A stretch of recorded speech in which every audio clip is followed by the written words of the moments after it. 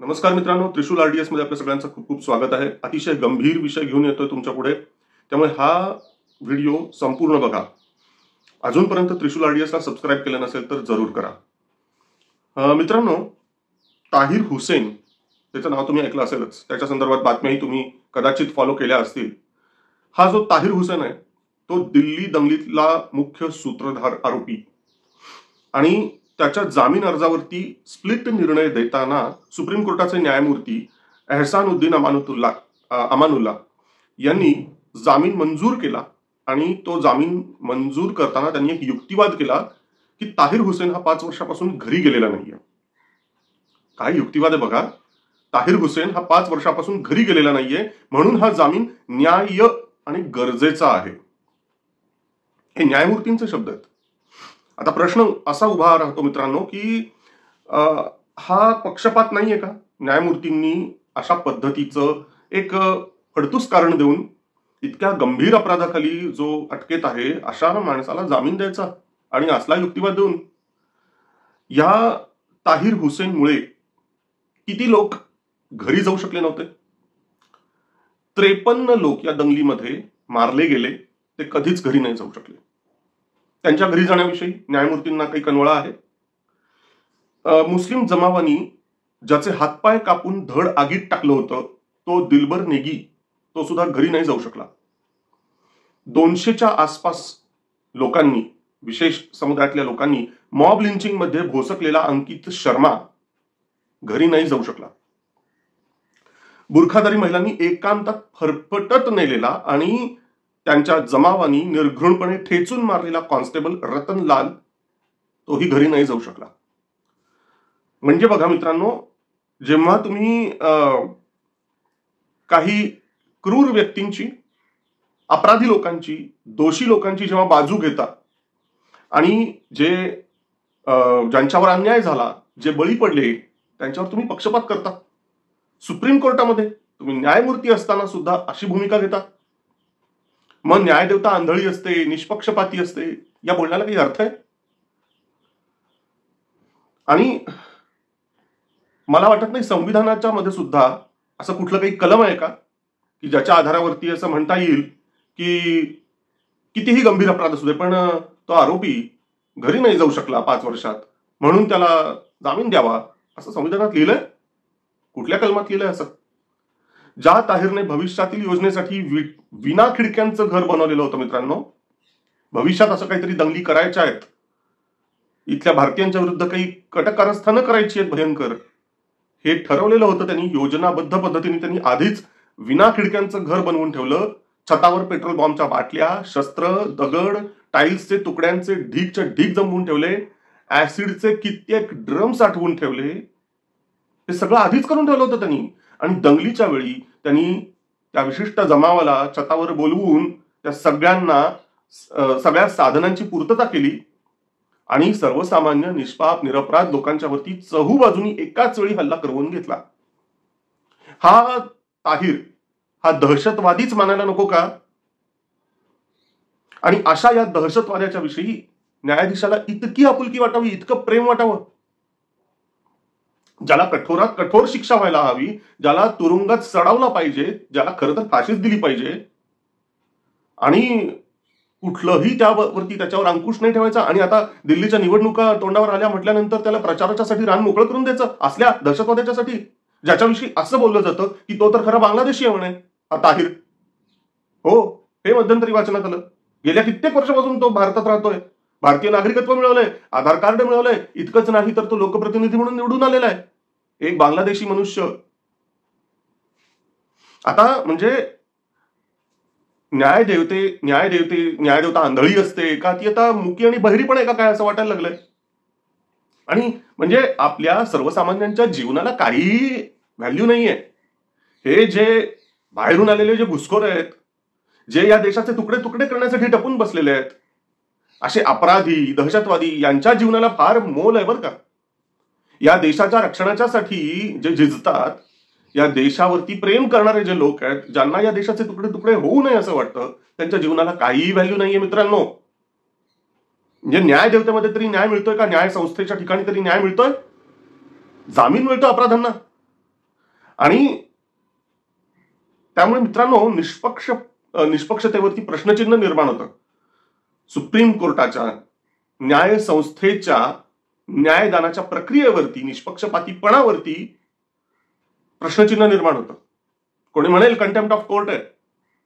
अरे जिथं जर सर्वसामान्यांना न्याय मिळत नसेल, त्यांच्यावर जर अन्याय होत असेल आणि समजा जर न्याय मिळालाच आणि दोषींवर जर कठोरात कठोर कारवाई जर झालीच, तर ती जर दिरंगाईनी होत असेल तर असल्या न्यायाला काय अर्थ आहे? आणि मग कंटेम्प्ट ऑफ कोर्ट का करू नये? कारण शेवटी या सर्वोच्च न्यायालयापेक्षाही एक सर्वोच्च न्यायालय वरती बसलेलं आहे जे वरून बघतंय. त्यामुळे निष्पक्षपाती लोक, सज्जन लोक, या देशावरती प्रेम करणारे लोक यांची बाजू घ्यायलाच पाहिजे आणि त्यासाठी कुणाच्याही विरुद्ध कंटेम्प्ट करायला काहीही हरकत नाही. जी बाजू सत्य ती सत्य, जे न्याय तो न्याय. इतकी साधी गोष्ट आहे. कंटेम्प्ट ऑफ कोर्टचा अधिकार जर सुप्रीम कोर्टला, म्हणजे कंटेम्प्ट ऑफ कोर्टचं एक संरक्षण जर सुप्रीम कोर्टला दिलेलं आहे की कोर्टाचा अवमान होऊ शकत नाही, हा अधिकार जर सुप्रीम कोर्टाला दिलेला आहे संविधानाने, तर संविधानाने असंही म्हटलेलं नाहीये की सर्वसामान्य लोकांच्यावरती अन्याय व्हावा. संविधानाने असंही म्हटलेलं नाहीये की गंभीरात गंभीर अपराध करणारे, जे दहशतवादी कृत्य करणारे, जे समाजकंटक आहेत त्यांचं संरक्षण करावं, असंही संविधानाने म्हटलेलं नाहीये. आणखीन एक मित्रांनो, हे आपण ताहिरची बातमी बघितली तशी आणखीन एक की 2000 साली पाकिस्तानी दहशतवादी संघटना लष्कर-ए-तय्यबाच्या दहशतवाद्यांनी दिल्लीच्या लाल किल्ल्यावर तैनात असलेल्या भारतीय सैन्याच्या 7 राजपुताना रायफल्स युनिटवर हल्ला केला होता. त्या अचानक झालेल्या हल्ल्यात भारतीय लष्कराचे 3 जवान शहीद नाही, हुतात्मा झाले. भारतीय लष्कराचे 3 जवान हुतात्मा झाले. कधी? 2000 साली लष्कर-ए-तय्यबाच्या दहशतवाद्यांच्या हल्ल्यात 7 राजपुताना रायफल्स युनिटचे. 4 दिवसानंतर दिल्ली पोलिसांनी दहशतवादी हल्ल्याचा मास्टर माइंड पाकिस्तानी दहशतवादी मोहम्मद आरिफ उर्फ अशफाक याला अटक केली. हा पाकिस्तानी दहशतवादी, लष्कर-ए-तय्यबाचा दहशतवादी हल्ल्याचा मास्टर माइंड मोहम्मद आरिफ उर्फ अशफाक याला अटक केली. आता बघा पुढे न्याय व्यवस्था आपली कशा पद्धतीने काम करत गेली. न्याय मिळाला का? बघा, प्रकरण अतिशय गंभीर आहे. लाल किल्ल्यावरती हल्ला झालेला आहे मित्रांनो. 2000 सालची गोष्ट. दिल्लीच्या ट्रायल कोर्टाने त्याला मृत्यूदंडाची शिक्षा देण्यासाठी किती वर्ष घेतली? 5 वर्ष घेतली तब्बल. 2005 साल उजाडावं लागलं तेव्हा मृत्यूदंडाची शिक्षा ठोठावली. कुठल्या? दिल्लीच्या ट्रायल कोर्टाने. मग दिल्ली उच्च न्यायालयाला दिल्लीच्या ट्रायल कोर्टाच्या आदेशाची पुष्टी करण्यासाठी आणखीन 2 वर्ष लागली. घ्या, 2007 साल उजाडलं तेव्हा. मग दिल्ली उच्च न्यायालयाचा 2011 हाच आदेश कायम ठेवण्यासाठी सर्वोच्च न्यायालयाला आणखीन 4 वर्ष लागली. दिल्ली उच्च न्यायालयाने 2007 साली निर्णय दिलेला होता, पण तो आदेश कायम ठेवायला आणखीन 4 वर्ष सुप्रीम कोर्टात, म्हणजे 2011 साल उजाडलं. 2000 साली झालेली घटना 11 वर्ष उलटून गेल्यानंतर सुप्रीम कोर्टाने सांगितलं ओके, एकंदरीत न्याय व्यवस्थेला आपल्या 11 वर्ष लागली. ही अवस्था आहे. न्याय व्यवस्था आहे का न्यायाची ही भयंकर अवस्था आहे. मोहम्मद आरिफची पुनर्विचार याचिका फेटाळण्यासाठी सर्वोच्च न्यायालयाला आणखीन 1 वर्ष लागलं. म्हणजे मोहम्मद आरिफ पण बघा कसला आहे, आणि त्याचे वकील. पुनर्विचार याचिका त्यांनी केली. पाकिस्तानी असूनही त्याला सगळी संवैधानिक आयुध त्याला देण्यात आली आणि त्यामुळे त्या आयुधांचा वापर केला. त्यांनी याचिकांवर याचिका केल्या आणि ती फेटाळण्यासाठी आणखीन 1 वर्ष लागलं. 2012चं साल उजाडलं. त्यानंतर आरिफची क्युरेटिव्ह याचिका फेटाळण्यासाठी सर्वोच्च न्यायालयाला आणखीन 2 वर्ष लागली. 2014 साल उजाडलं. सप्टेंबर 2014 मध्ये सर्वोच्च न्यायालयाच्या घटनापीठाने असा निर्णय दिला की ज्या प्रकरणांमध्ये उच्च न्यायालयाने मृत्यूदंडाची शिक्षा सुनावली आहे ती प्रकरणं आता 3 न्यायाधीशांच्या खंडपीठासमोर सूचीबद्ध करावीत. आहे का कमाल? म्हणजे अशा प्रकारे पाकिस्तानी दहशतवादी मोहम्मद आरिफ हा पुन्हा एकदा त्यांनी दाखल केलेल्या पुनर्विचार याचिकेवर पुनर्सुनावणी घेण्यासाठी पात्र ठरला. त्यानंतर सर्वोच्च न्यायालयाच्या 3 न्यायाधीशांच्या घटनापीठाने मोहम्मद आरिफची पुनर्विचार याचिका फेटाळण्याच्यासाठी आणखीन 8 वर्ष घेतली. 2022 साल उजाडलं. घटना घडली होती 2000 साली. ती याचिका आता पुन्हा फेटाळण्यामध्ये 2022 साल उजाडलं. त्यानंतर इथं गोष्ट संपत नाही. त्यानंतर मोहम्मद आरिफनी राष्ट्रपतींच्याकडे दया याचिका दाखल केली. ती 13 जून 2024 रोजी राष्ट्रपतींनी फेटाळली. राष्ट्रपतींना ती दया याचिका फेटाळायला 2 वर्ष लागावी. ठीक आहे, फेटाळली 2024 साली. अशा प्रकारे गेल्या 24 वर्षापासून देशाच्या आपल्या राजधानीत 3 भारतीय सैनिकांना मारणारा पाकिस्तानी दहशतवादी हा भारतीय करदात्यांच्या पैशांनी जिवंत आहे. एकंदरीत या 24 वर्षांमध्ये या नालायक पाकड्या दहशतवाद्याच्या वरती आपल्या करदात्यांचे किती कोटी रुपये खर्च झाले असतील. एकंदरीत या सगळ्या न्याय प्रकरणामध्ये मित्रांनो मला एक सांगा, सर्वसामान्याला वकिली प्रक्रिया म्हणजे करायची असेल, कुठल्याही गोष्टीखाली तुम्ही आरोपी असाल, फिर्यादी असाल, काही असेल, न्यायालयाची पायरी चढायची असेल, वकील घ्यावा लागतो. वकिलाची फी किती असू शकते मित्रांनो? ती वकिलाची फी ही सगळी न्यायालयीन प्रक्रिया ट्रायल कोर्टापासून सर्वोच्च न्यायालयापर्यंत, त्याच्यानंतर याचिकांवर याचिका आणि शेवटी तर राष्ट्रपतींच्याकडे दयेचा अर्ज, हे सगळं करायला काही खर्च येतो का नाही? खर्च येतो. तो कुणाच्या जीवावरती हा सगळा न्यायालयीन खर्च झाला? इतकी 24 वर्ष तुमच्या आमच्या करदात्यांच्या पैशावर हे झालं.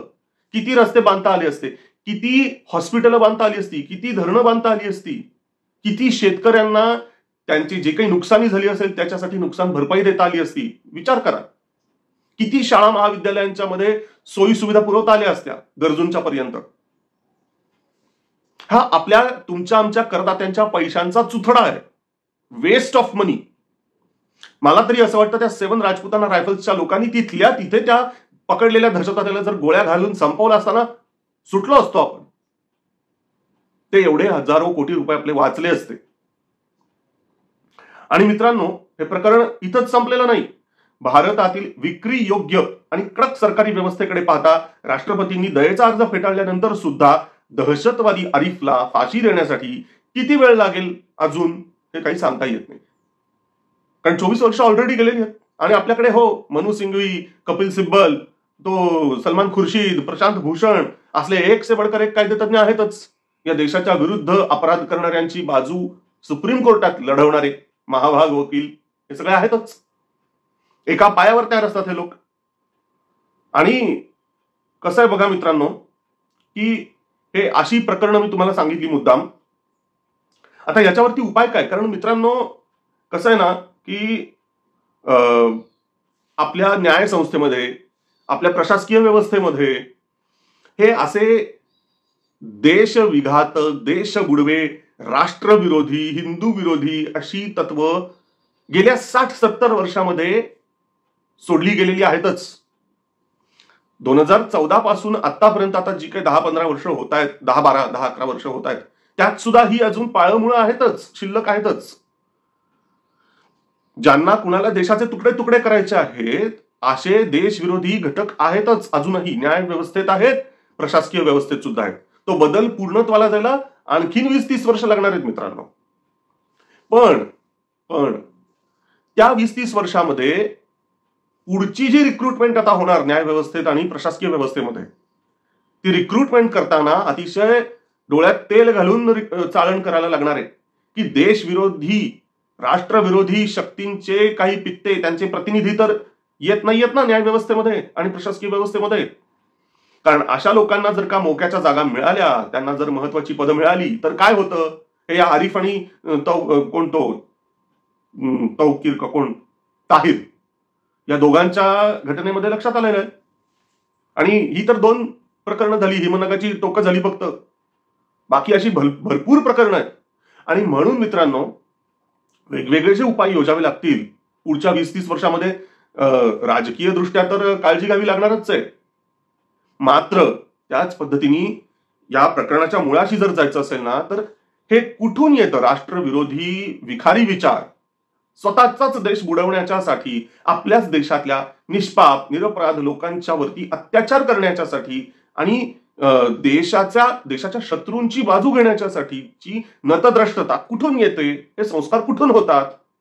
या प्रकरणाच्या मुळाशी जर तुम्हाला जायचं असेल तर तुम्हाला लक्षात येईल की याच्या मुळाशी आपली शिक्षण व्यवस्था आहे. शिक्षण व्यवस्था जोपर्यंत आपण सुधारत नाही तोपर्यंत आपण न्याय व्यवस्था आणि प्रशासकीय व्यवस्था सुद्धा सुधारू शकणार नाही. पर्यायाने आपल्याला आपल्या देशाला सेफ करता येणार नाही. म्हणून शिक्षण व्यवस्था आधी सुधारायला पाहिजे. ही शिक्षण व्यवस्था कशी सुधारायला पाहिजे मी तुम्हाला सांगतो की उपलब्ध कायद्याच्या चौकटीमध्ये गिव्हन सिच्युएशनमध्ये आपल्याला या नतद्रष्ट या देशद्रोही लोकांना रोखणं अशक्य आहे. त्यासाठी मुळात राष्ट्रद्रोह्यांच्या निर्मितीच्या फॅक्टऱ्या बंद पाडल्या पाहिजेत. राष्ट्रद्रोह्यांच्या निर्मितीच्या फॅक्टऱ्या म्हणजे काय तर शाळा, कॉलेज, विद्यापीठ या म्हणजे राष्ट्रद्रोह्यांच्या निर्मितीच्या फॅक्टऱ्या आहेत. आणि त्यामुळे त्या फॅक्टऱ्या आधी आयडेंटिफाय करायला पाहिजेत, मग त्या बंद पाडायला पाहिजेत आणि मग ट्रान्सफॉर्म करून पुन्हा सुरू करायला पाहिजेत. आता फॅक्टऱ्या म्हणजेच या शाळा, महाविद्यालय, विद्यापीठ या ट्रान्सफॉर्म करून सुरू करणं म्हणजे काय तर मित्रांनो, शाळा, कॉलेज, विद्यापीठ, शिक्षण मंडळ इत्यादी सर्व शैक्षणिक संस्थांचे त्यातल्या शिक्षक आणि पदाधिकाऱ्यांचे सखोल परीक्षण करून मूल्यमापन करायला पाहिजे. या मूल्यमापन आणि परीक्षणाचा उद्देश काय असायला पाहिजे तर व्यक्तीचे नेमके विचार समजून घेणं, त्या व्यक्तीचे विचार तपासून घेणं. जी माणसं आज शिक्षक, शिक्षिका, मुख्याध्यापक, शैक्षणिक अधिकारी, कुलगुरू अशी वेगवेगळी पदं भूषवतात ना, त्या सगळ्यांचे विचार तपासून घ्यायला पाहिजेत मुळापासून. जिहादी विचारांचे, नक्षली माओवादी विचारांचे, मिशनरी विचारांचे अशी मानसिकता असलेले जे लोक असतील ते तपासायला पाहिजे, ते आयडेंटिफाय करायला पाहिजे. विचार तर तपासावेच, पण प्रत्येकाची केस हिस्ट्री सुद्धा तपासायला पाहिजे. कारण काय मित्रांनो, मनुष्य आहे ना, तो या बोटाची त्या बोटावरती तुमकी अगदी अलगदपणे करू शकतो आणि वाटेल ते शब्द फिरवणं, पलटी मारणं, नाटकं करणं, शब्दांचे बुडबुडे सोडणं आणि एकंदरीत भास निर्माण करणं हे करण्यामध्ये माणूस पटाईत असतो, वाकबगार असतो. त्यामुळे त्यांची मुलाखत घेऊन आणि त्यांचे शब्द, त्यांचं लिखाण हे सगळं तर तपासाच, त्यांचे विचार तपासाच, पण त्याही पलीकडे जाऊन त्यांच्या आधीच्या कर्तुती ज्या काही आहेत ना, ते त्यांच्या केस हिस्ट्रीतनं शक्य होणार आहे कळणं.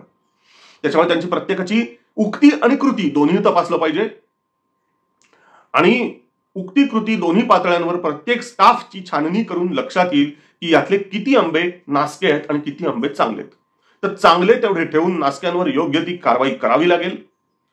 आणि नवीन रिक्रुटमेंट करताना मिलिटरीमध्ये जसं SSBच्या शॉर्ट सर्व्हिस कमिशनच्या परीक्षा होतात, अतिशय कडक पद्धतीच्या परीक्षा असतात आणि त्यातल्या मुलाखती तर त्याहून कडक असतात.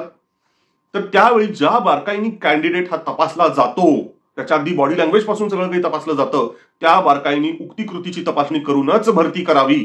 का मित्रांनो, कारण शिक्षण व्यवस्थेशी निगडीत जो काही स्टाफ आहे, शिक्षकांपासून ते कुलगुरूंपर्यंत, तो प्रत्येक जण आपल्या देशाची पुढची पिढी घडवत असतो. नुसती देशाची पुढची पिढी घडवत नसतो, तर या देशाचे पुढचे नेतृत्व, या देशाचे IAS, IFS, IPS ऑफिसर घडवत असतो आणि या देशाचे पुढचे भविष्यातले न्यायाधीश आणि वकील घडवत असतो.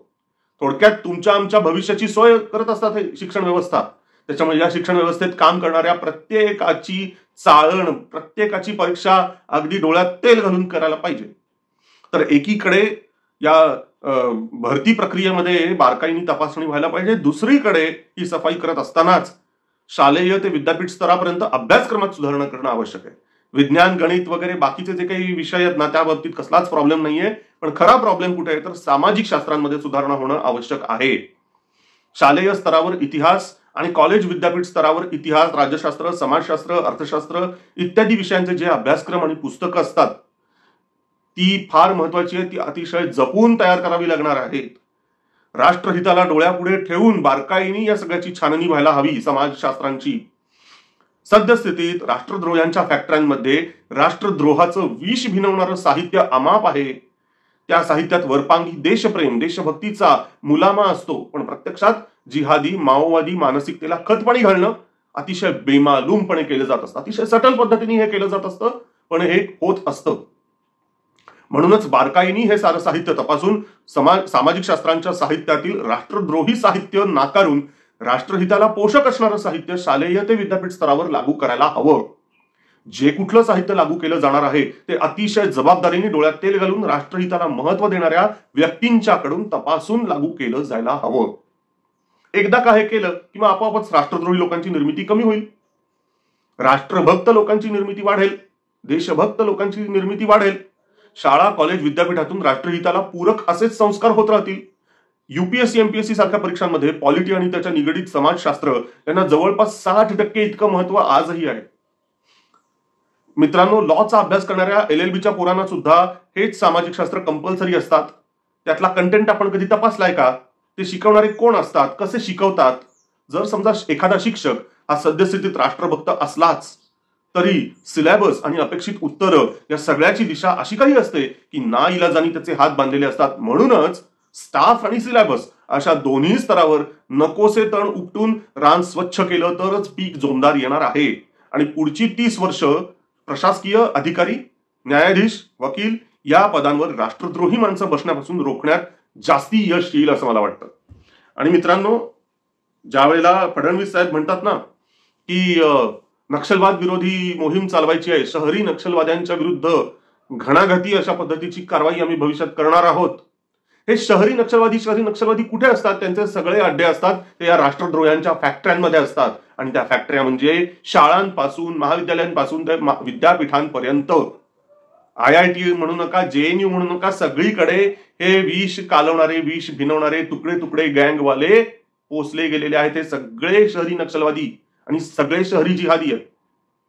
त्या लोकांना तुम्ही वेठीस धरलं पाहिजे, त्यांची तपासणी व्हायला पाहिजे, वेळीच कारवाई व्हायला पाहिजे. शहरी नक्षलवाद विरोधी कारवाई ही त्या शिक्षण क्षेत्रातल्या राष्ट्रद्रोहांच्या फॅक्टऱ्यांपासूनच कारवाईला सुरुवात व्हायला पाहिजे. मित्रांनो, हा व्हिडिओ तुम्हाला आवडला असेल तर कमेंट सेक्शन मध्ये तशा पद्धतीने तुमची मतं जरूर नोंदवा. व्हिडिओ आवडला असेल तर लाईक करा, शेअर करा आणि त्रिशूल RDS ला सबस्क्राईब करायला विसरू नका. धन्यवाद. वंदे मातरम.